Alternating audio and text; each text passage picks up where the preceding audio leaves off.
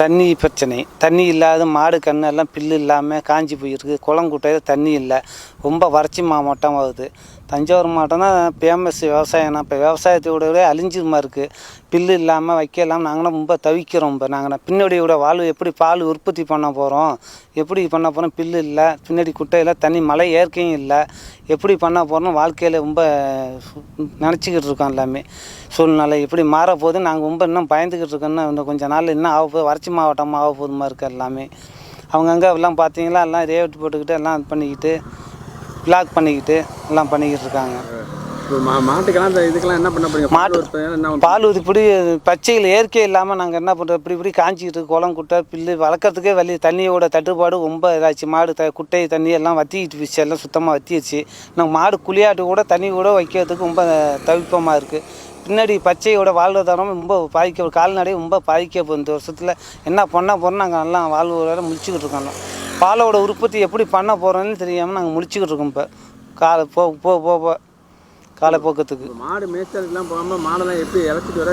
இறச்சி போனால் வீட்லேயும் தண்ணியில் வெறும் புல்லு இல்லை. அப்புறம் இப்படி போய்த்து வந்தாலும் கால்நடையாக போய்த்து வந்தாலும் கொஞ்சம் இதாக இருக்குன்னு சொல்லி லேசாக இருக்குன்னு இப்படி விட்டுக்கிட்டு இருக்காங்க. போய் இப்படி நிலம் இல்லை, மரத்து நிலம் இன்றைக்கி புல்லு இல்லை, ஒன்றும் இல்லை. இப்படி நிலம் இல்லை நின்றுக்கிட்டு அப்படியே அதுக்கு ஒரு காலப்போக்குக்கு அப்படியே நடைமுறைக்கு வந்துக்கிட்டு இருக்காது. இப்போ இடம்லாம் பிளாட்லாம் என்ன ஆகிட்டு இருக்கு? இடம்லாம் இப்போ எல்லாம் பிளாட் இதைவேட்டு தான் போட்டுக்கிட்டு இருக்காங்களே. எல்லாமே அங்கங்கே போட்டுக்கிட்டு இருக்காங்க.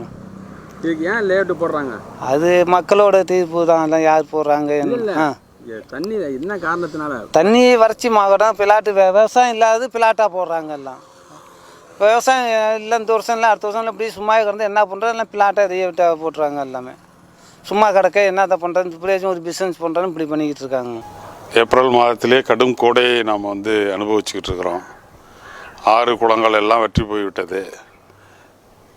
கடந்த காலத்தில் பருவத்தில் மழை பெய்யாமல் பருவமழை தவறியும் பெஞ்சு, பருவத்தில் பெய்ய வேண்டிய மழையும் ஓரளவு பெஞ்சுது.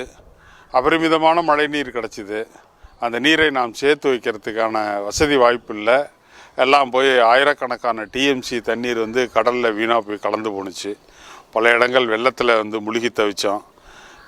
இப்போ என்னன்னாக்கா தண்ணி கிடைக்காம திண்டாடுறோம். குடிநீருக்கும் தண்ணீர் இல்லை. போட்டிருக்க ஆழ்குழாய் கிணறுகள்லாம் தண்ணி இல்லாதனால அதனுடைய வாட்டர் லெவல் கீழே போயிடுச்சு.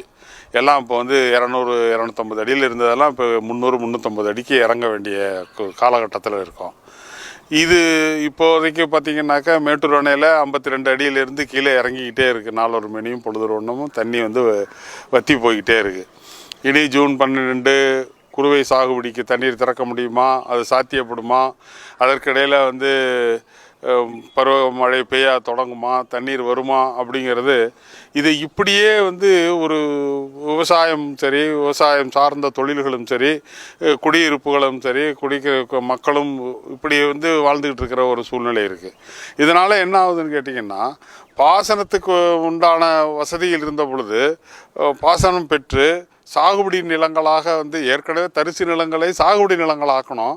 இப்போது மீண்டும் சாகுபடி நிலங்கள் தரிசு நிலங்களாகி, தரிசு நிலங்கள் எல்லாம் இப்போ திருப்பி மனைக்கட்டுகளாகி குடியிருப்புகளாக மாறிக்கொண்டிருக்கிற ஒரு பெரிய அபாயத்தை நோக்கி நாம் போய்கிட்டு இருக்கிறோம்.